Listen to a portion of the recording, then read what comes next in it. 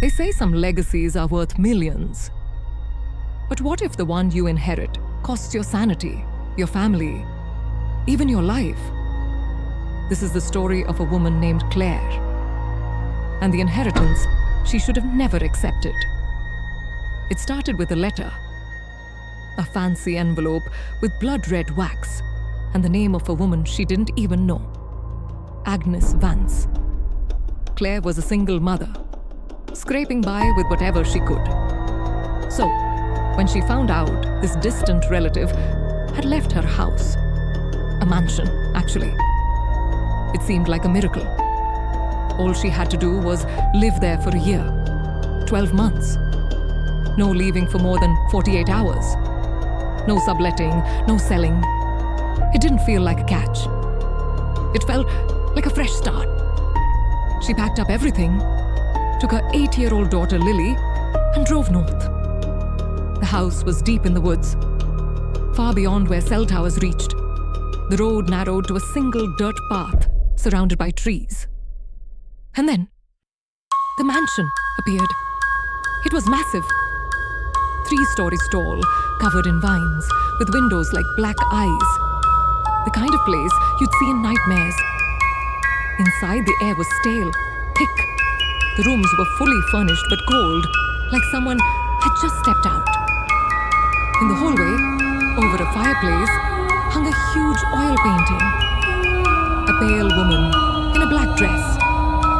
Her eyes seemed to follow Claire wherever she went. That was Agnes Vance.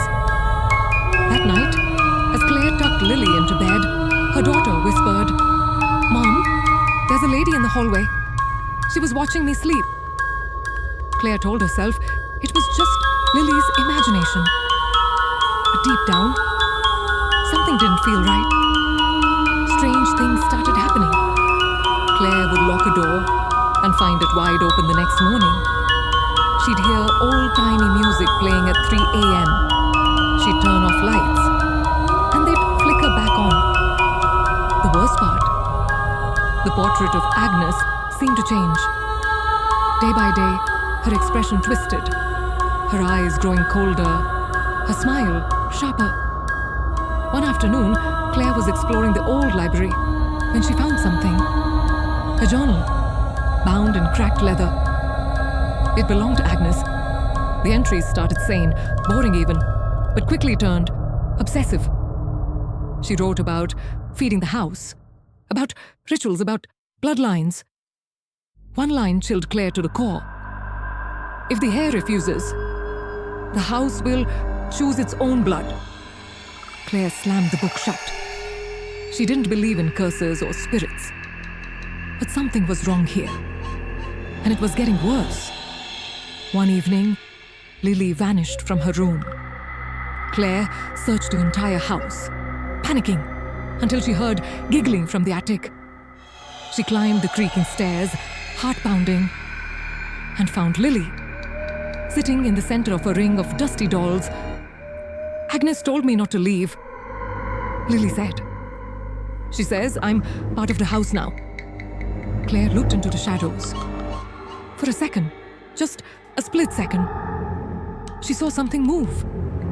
A woman's silhouette, standing in the darkest corner of the attic, watching. Claire grabbed her daughter and ran. She locked the attic door, nailed it shut, and called a local hotel. She was done. She was taking Lily and getting out. That night, Claire had a dream. She was standing outside the house, watching it breathe. The walls pulsing, the windows crying. Behind her, a whisper. "You are the blood. You can't leave." Not yet. She woke up to Lily screaming. The next morning, Lily didn't speak. She just drew. Claire looked at the paper. It was a drawing of her burning.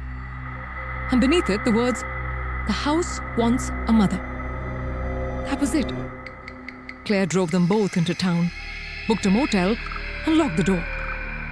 But when she woke up, Lily was gone. The bed was empty, the window open. She found her walking barefoot through the trees, heading back to the house. Claire begged her to stop, But Lily just looked back and said, "She's waiting for us." Back inside, Claire grabbed a can of gasoline. She was going to burn the house to the ground. But the moment she lit a match, the air changed. It grew cold, thick, like something was pressing on her chest. She dropped to her knees, gasping. And upstairs, Lily's voice echoed. She says, "You have to stay forever." When Claire opened her eyes, it was morning. She was still inside the house, still trapped. Lily was by the window, staring out. Claire touched her shoulder. Lily turned.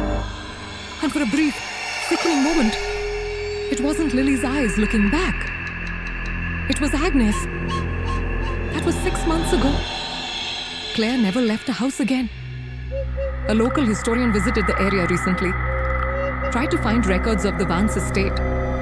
All he found was a rusted mailbox, a nameplate that read Vance, and a new portrait in the hallway.